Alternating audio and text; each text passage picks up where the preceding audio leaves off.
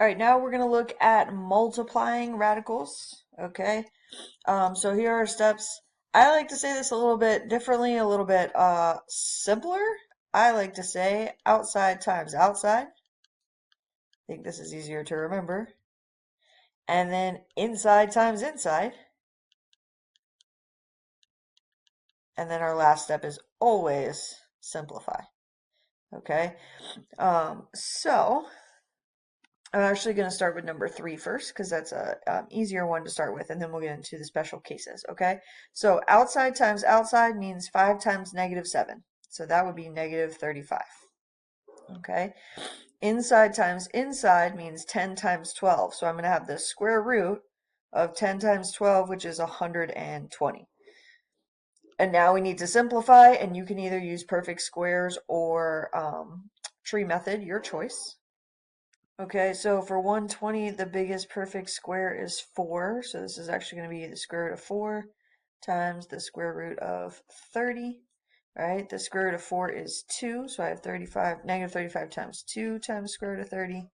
All right, and that simplifies to -70 square root 30. Okay? Outside times outside, inside times inside, simplify.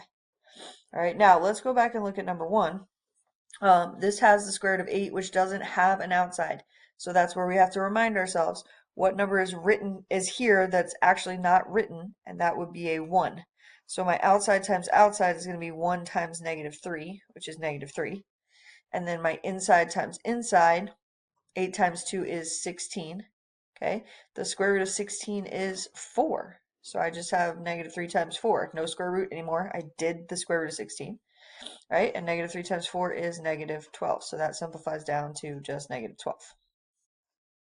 All right, let's scroll on down to number 9. Okay, they give you a little hint here. Watch out for order of operations. So we have multiplication and subtraction. Which one should we do first? Multiply comes first. Okay, so outside times outside, 10 times 3 is 30. Inside times inside, 2 times 10 is 20 minus 6 square root 5. Okay, now I need to simplify. 20 can be broken apart as the square root of 4 times the square root of 5, and then I still have this minus 6 square root of 5. The square root of 4 is 2. Okay, so now I have 60 square root 5 minus 6 square root 5, and now I can do my subtraction. These are like terms because they're both square root 5, so 60 minus 6 would give me 54 square root 5. Okay, the other thing is we can do distributive property with radicals. So I can take this square root of 6 and I can distribute it to both of these. Okay, now I'm going to do some rewriting here that you don't have to do, but I just want to show you. So I'm going to write everything so that it has like an inside and an outside. Okay, so square root of 6 is the same thing as 1 square root 6. Okay, and I'm going to multiply that by 3. 3 has no inside, so I'm going to make the inside square root of 1 just to make it a little easier, okay? So that everything has an inside and an outside. All right, and then I would have 1 square root 6 times 1 square root 8 because neither of those have an outside. Okay, so now 1 times 3 is 3, and then for my inside times inside, 6 times 1 is just 6. Okay, now if you can look at this and see right away that I can multiply that and just have 3 on the outside and square root of 6 on the inside, cool. I'm just showing you where it comes from. Okay, then I have the square root of 6 times the square root of 8. That is going to be the square root of 48. All right, which I can simplify further. So I have 3 square root of 6 plus the square root of 48 breaks down to the square root of 16 times the square root of 3. And then the square root of 16 is 4.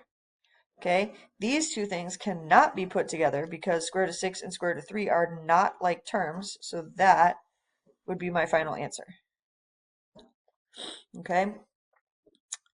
And then the last thing we can look at is something called FOIL, which means like double distribute. I like to say double distribute. So I'm going to multiply 4 times both of those things. All right, so 4 times 2 is 8. 4 times negative square root of 3 is -4 square root 3. Then I'm also going to multiply the square root of 3 by both of those things. So 2 times square root of 3 is 2 square root 3. And then square root 3 times negative square root 3 is negative square root 9. Okay? So I did the first one distribute and the second one distribute. Double distribute. All right, and then I'm going to simplify what I can. So 8 just stays 8. All right. I can combine these two like terms because they are both square root 3. So negative 4 plus 2 is negative 2 square root 3. And then the square root of 9 is 3. So now 8 and minus 3 can go together. 8 minus 3 is 5. So I have 5 minus 2 square root 3. That's what that whole thing simplifies down to. Okay, so there's 3 steps again. Outside times outside, inside times inside, and then we simplify as much as we can.